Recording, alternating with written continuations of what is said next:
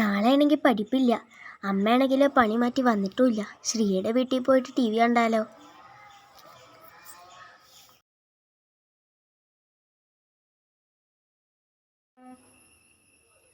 അപ്പോൾ സ്കൂൾ വിട്ട് വന്നല്ലേ ഉള്ളൂ. വീട്ടിൽ പോയിരുന്നിട്ടേ എന്തെങ്കിലും കഴിക്കുക, മേല് കഴുകി എന്തെങ്കിലും കഴിക്കാൻ നോക്കും. ഇപ്പം ടി വി കണ്ടില്ല കേട്ടോ. അവരിപ്പോൾ വന്നിട്ടല്ലേ ഉള്ളൂ. ഇപ്പം ടി വി കണ്ടില്ല കേട്ടോ. ടി വി കണ്ടിട്ട് വർഷങ്ങൾ മക്കൾ അന്ത്യോളം ഇരുന്നിട്ട് പഠിച്ചിട്ട് വന്നിട്ടേ ഉള്ളൂ.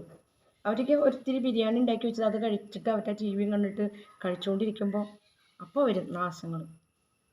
മക്കൾക്ക് സ്വസ്ഥമായിട്ടൊന്നും ഇരുന്ന് കഴിക്കാനും സമ്മതിക്കില്ല. നാശങ്ങൾ.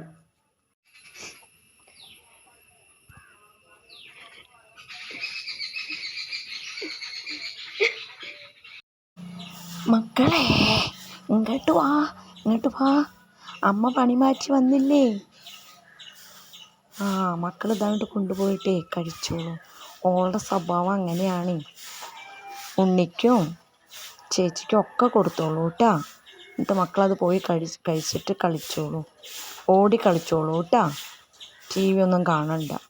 അവളൊരു സ്വഭാവമാണ്. അവളുടെ സ്വഭാവം എന്താ പറയുക മക്കളെ. സാരല്ല കേട്ടാ. മക്കൾ പോയിട്ട് അത് കഴിച്ചോളൂ.